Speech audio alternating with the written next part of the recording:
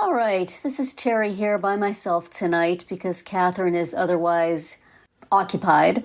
But I'm here to talk about Dancing with the Stars, episode 5 of this season, Dedication Night. And I think I'm going to dedicate this podcast to my husband, who actually sat with me and watched the entire show. Honey, do you have anything you want to say about it? No thanks, I'll pass. So as you can tell, he loved it and will be dying to watch it every week from now on. So since I don't have Catherine's opinions to bounce off of, I think rather than discussing each dance in turn, I am just going to talk about some of my the things I liked and the things I didn't like so much about this episode. I liked having the dedicatees involved in the dances in some way. It sort of eliminated the rumba for the dead relative that usually dominates these nights, although I guess we did have a contemporary for a dead dad with Robert Irwin's dance, but he was dedicated to his mother, so that makes it a little better. I don't think they've done this before, having the people actually involved on the stage. And I like it, and I think they should continue, but I think they need to think through. You got some people making their dedicatee very involved in the dance, and I liked that. I loved Elaine and Lisa Ann Walter and Alan doing the dance together. I thought that was great how well incorporated into it she was, and there was a few others that were that way, and I think that's the way to do it.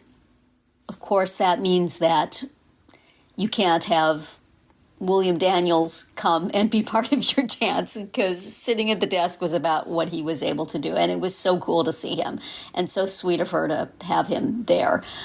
But to have people super involved in some of the dances, middling involved in some of the dances, and not involved in some of the dances makes for a really uneven playing field. And they maybe need to think that through.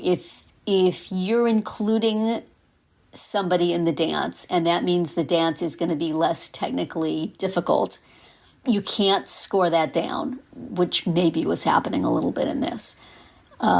Maybe give bonus points for including them would be a fair way to do it. So interesting idea, interesting start to this. Would be interested to see where it goes. If they do it again in future seasons, or if they say, well, that was a thing we did and we never hear of it again. Another thing I really liked was the Parent Trapped theme dance and the Boy Meets World themed dance. That was fun for people who are familiar with those properties. For people who are not, I'm sure it was a gigantic But I don't know. I guess they've done that themed things to the thing a person is most known for before. But if it's a thing that I know, I like it just fine. So it was especially cute to have cast members, and on the Parent Trap side, Dennis Quaid was in the audience. Things a little slow, Dennis, that you can have time to go to Dancing with the Stars. God bless you, man. It was very cool to see you there. And they had, in addition to Mr. Feeney, a bunch of other Boy Meets World people in the audience.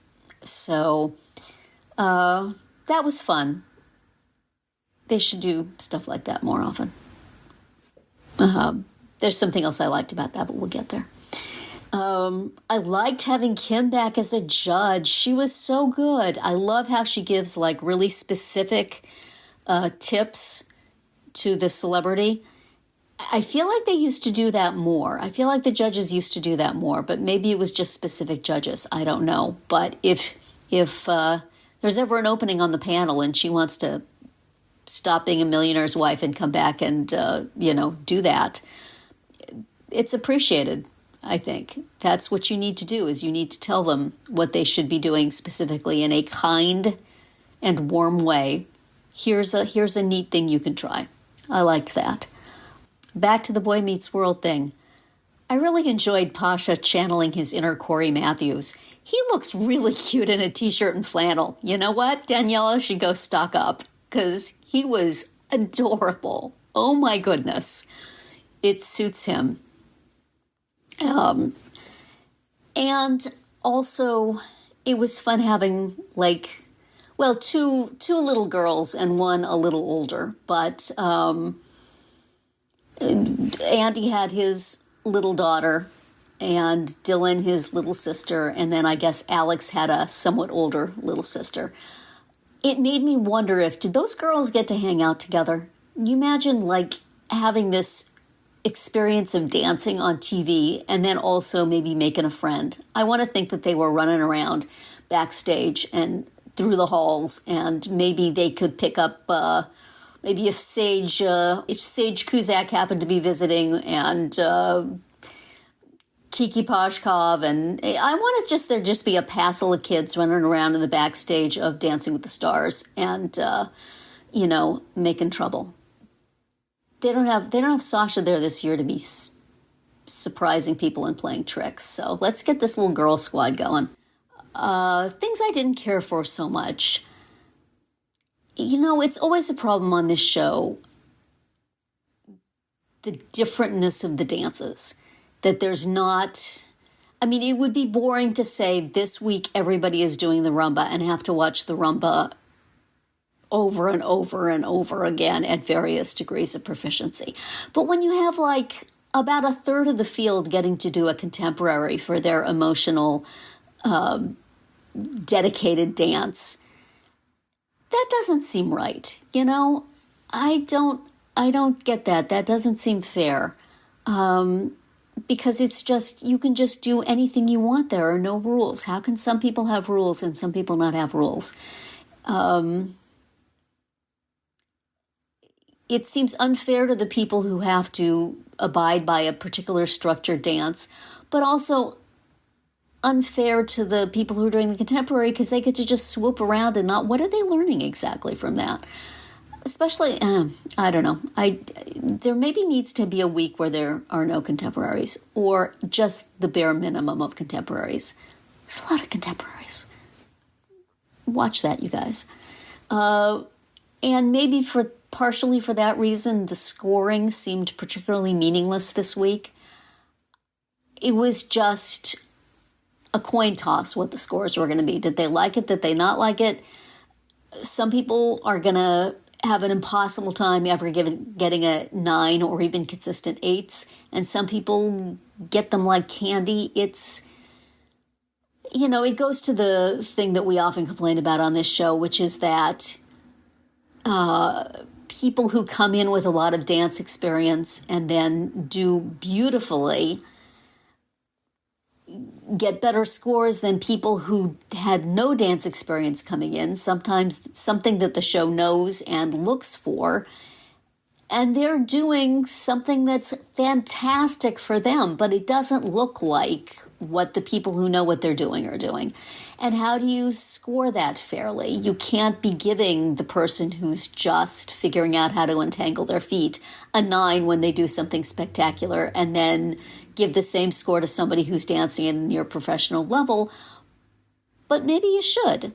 I wish there was some documented scoring philosophy that they could post somewhere and that we could see and use when we're looking at the scores that are given and deciding whether they're fair or not. As it is, it's just sort of like, okay, whatever.